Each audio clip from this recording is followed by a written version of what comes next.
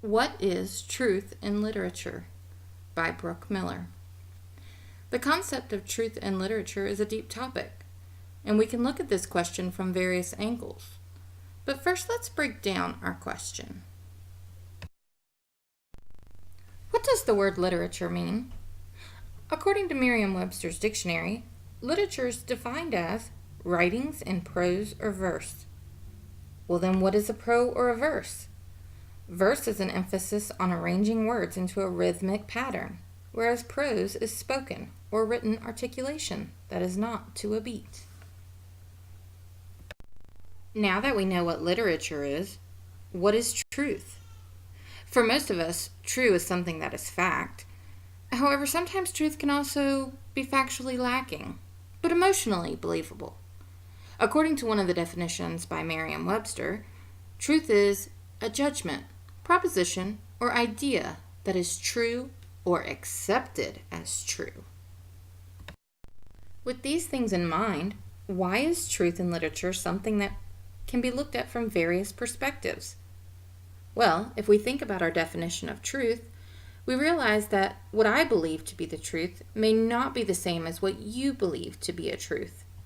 This is why I believe truth in literature is something that the reader has to ascertain for himself. For instance, in a short story published via the New York Times, titled The Arrangements, a work of fiction, the introduction specifically states that the story is a fabrication. However, because the tale portrays what some believe to be true of Melania and Donald Trump, it could feasibly be interpreted as truth. In a more obvious narrative of fiction, Martel's story Life of Pi is one that is less likely to be believed. However, concepts or parts of the book may be more believable. An example of this is the backstory of how Pacine became known as Pi.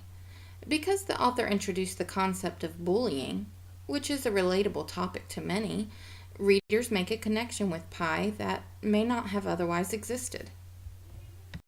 Also in the book, Pi discussed the animals in the zoo where he once lived. The descriptions of the various species are realistic, perhaps even truthful in explanation. Take for instance how the elephants will search your clothes in the hopes of finding a hidden nut, or an orangutan will pick through your hair for tick snacks, both of which many of us have seen in movies or read about in other books.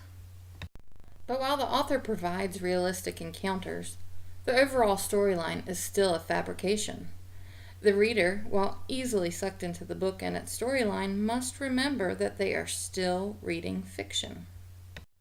Other pieces of literature, such as Carl Sandburg's poem Who Am I?, it is more obvious that the storyline is false.